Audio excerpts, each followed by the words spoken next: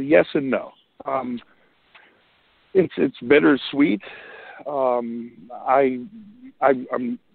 I'll start with the yes, in that I was extremely and will always be forever honored and indebted to the people who chose me to be a member of the Hall of Fame. Period. End of story.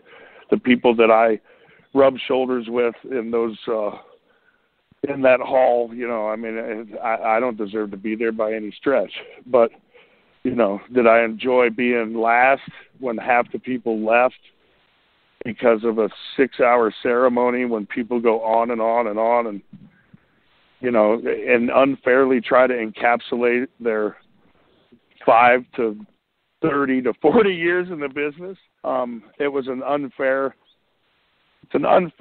unceremoniously strange send-off, because it's just tough. You try to be professional in consideration for others. And I'm not saying that the others weren't considerate, because they deserve their time. You deserve to sit out there and talk for an hour and make people understand how appreciative you are of the accolade and the induction and the stories that encapsulate your career. It's an injustice for people not to hear those things. But at the same time, it makes for an extremely excruciating experience sitting out in that crowd. And even more excruciating for somebody who has to follow them and capture their career in a short period of time, which is what I tried to do. And hell, I forgot about Sting, and he was sitting on the front row, thank God. I forgot about a million people. But you don't have time, And I gave my suggestions to Mr. McMahon afterwards.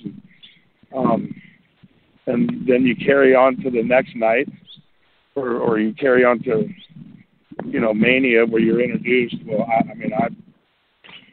I was out of there like a hot potato, because, as long as I'm physically able and, as I said, have the ability to do the things that I used to do, I'm not saying I want to be out there doing it, but it's tough being around. It's like being in pads, standing on the sideline, waiting for the coach to put you in, but you can't because you're not eligible. It's just, I'm a competitive person, and it's tough to sit back and watch other people do it, whether it's wrestling or anything else, whether it's hosting a show, whatever it may be. So that transition, that's kind of forcefully retire when you get this Hall of Fame induction. I'm uncomfortable with that whole kind of situation. So, well, I'm still walking tall, man. That's all I got to say about that.